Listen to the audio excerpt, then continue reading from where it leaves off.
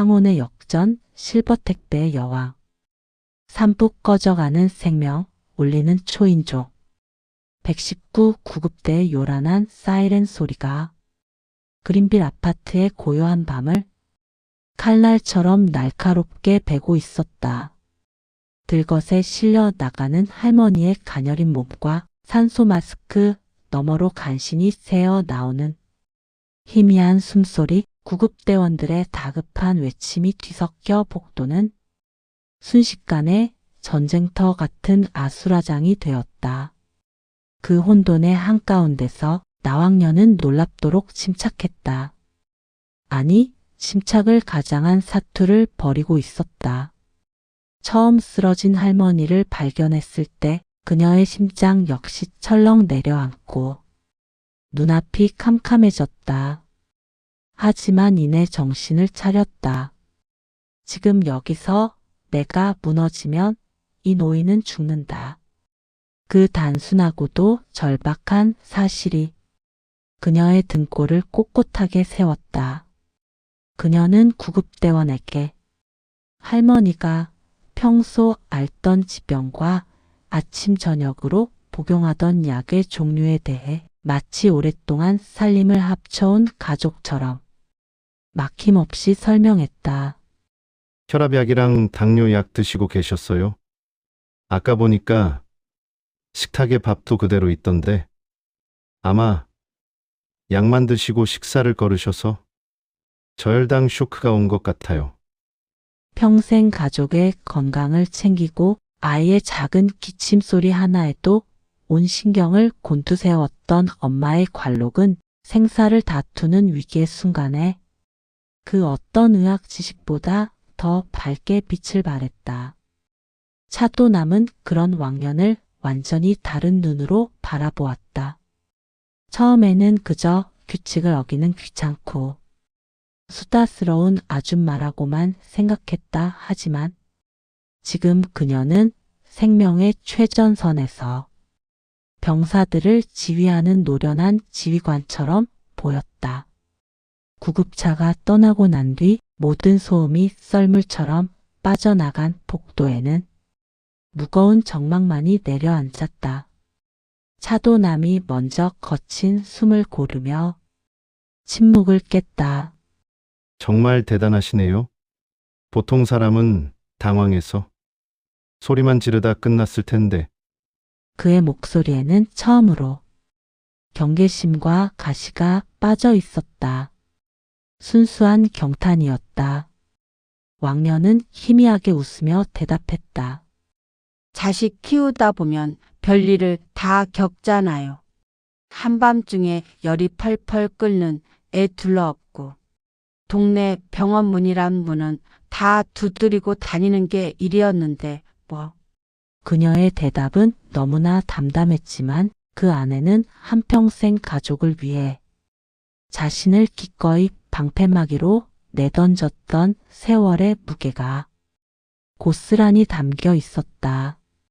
병원 응급실, 차가운 형광등 불빛 아래서 기다림의 시간은 고문처럼 더디게 흘러갔다. 왕년과 도남은 플라스틱 의자에 멀찍이 떨어져 앉아 있었지만 보이지 않는 연대감의 끈으로 연결된 듯 함께 초조해했다. 왕년은 할머니 집에서 챙겨온 낡은 약봉지들을 무릎 위에 올려놓고 기도하듯 두 손으로 감쌌고 도남은 할머니의 휴대폰 통화 목록을 뒤져 보호자를 찾고 있었다. 한참 만에 헐레벌떡 달려온 중년의 아들은 고맙다는 인사보다 아니, 어떻게 된 겁니까? 누가 책임질 겁니까? 라는 날카롭고 이기적인 질문을 먼저 던졌다. 그 순간 왕녀는 얼마 전 자신을 부끄러워하던 아들 민준의 얼굴이 겹쳐 보이며 가슴 한쪽이 얼음물에 담근 듯 시큰해졌다.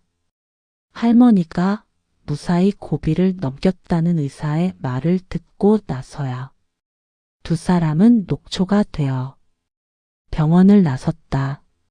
새벽의 차갑고 상쾌한 공기가 밤새 긴장으로 뜨거워졌던 뺨을 부드럽게 식혀주었다. 도남이 퉁명스러운 표정으로 자판기에서 따뜻한 캔 커피 2개를 뽑아 그 중 하나를 왕년에게 툭 건넸다. 오늘 일은 정말 고맙습니다. 나왕년 씨 아니었으면 저 할머니 정말 큰일 날 뻔했습니다. 그는 처음으로 그녀를 아줌마나 거기가 아닌 나왕년 씨라는 고유한 이름으로 불렀다. 그 작은 호칭의 변화가 왕년에 지치고 상처받은 마음에 따뜻한 파문을 일으켰다. 다음 날 백사동 할머니 사건은 아파트 단지 내 메신저 방과 커뮤니티를 통해 3시간의 영웅담처럼 퍼져나갔다. 처음에는 단순한 가십거리로 이야기를 주고받던 주민들은 왕년의 침착하고 현명한 대처와 따뜻한 마음씨에 대한 구체적인 이야기가 더해지면서 그녀를 완전히 다른 눈으로 보기 시작했다. 엘리베이터에서 마주치면 어색하게 스마트폰만 들여다보던 사람들이 먼저 안녕하세요, 택배기사님 어제 정말 좋은 일 하셨어요 라며 인사를 건네기 시작했고 택배 아줌마 덕분에 우리 아파트가 한결 든든해졌네라는 칭찬도 여기저기서 들려왔다. 특히 단지 내 혼자 사는 노인들은 왕년을 마치 자신들을 지켜주는 든든한 딸처럼 혹은 믿음직한 보호자처럼 대하기 시작했다. 그들의 따뜻한 시선과 진심 어린 감사는 왕년에게 돈으로는 결코 살 수 없는 커다란 보람과 자부심을 안겨주었다. 하지만 아들 민준의 반응은 그들과 정반대였다. 그날 저녁 민준은 퇴근하자마자 거실에 앉아있는 왕년에게 다가와 마치 취조하듯 따져 물었다. 엄마 얘기 다 들었어요. 대체 왜 그렇게 위험한 일에 함부로 끼어드시는 거예요? 그러다 만약에 할머니가 잘못되기라도 했으면 엄마가 독박 쓸 뻔했잖아요. 그의 목소리에는 어머니에 대한 걱정보다 자신에게 피해가 올까 두려워하는 이기심이 더 크게 실려 있었다. 왕년은 지친 목소리로 하지만 단호하게 대답했다. 사람이 눈앞에서 죽어가고 있는데 그걸 어떻게 그냥 지나가니? 너라면 그럴 수 있겠어? 전 다르죠. 전 책임질 가족이 있는 가장이라고요. 엄마는 이제 연세도 있으신데 제발 몸 좀 사리세요 부탁이니까. 남의 일에 제발 신경 좀 끄고 엄마 일이나 똑바로 하시라고요. 아들의 모진 말에 왕년은 결국 참고 있던 서름을 터뜨리고 말았다. 네가 바라는 내일이 대체 뭔데?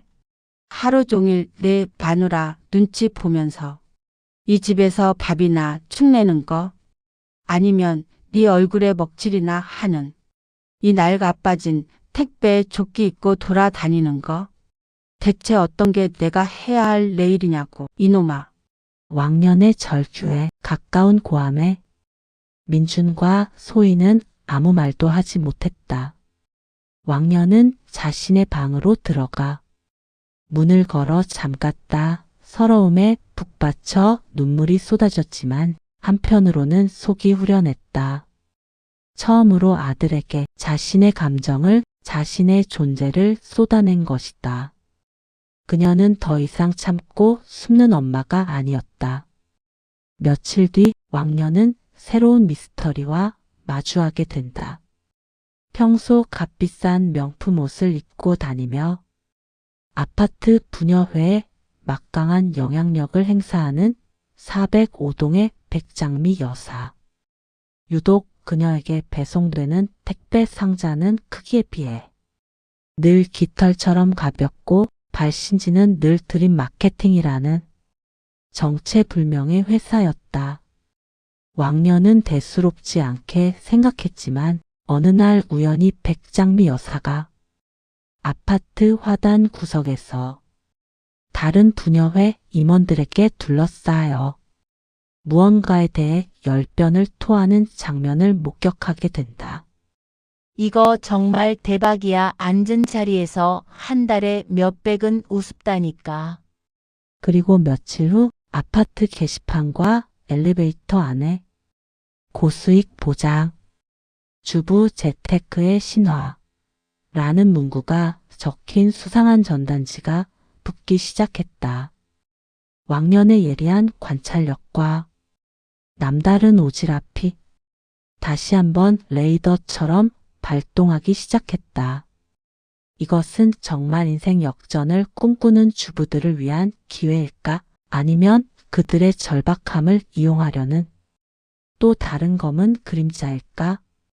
왕년은 가벼운 택배 상자를 카트에 실으며 날카로운 눈빛으로 전단지와 405동을 번갈아 훑어보았다. 그녀의 조용하고도 집요한 수사가 막 시작되고 있었다.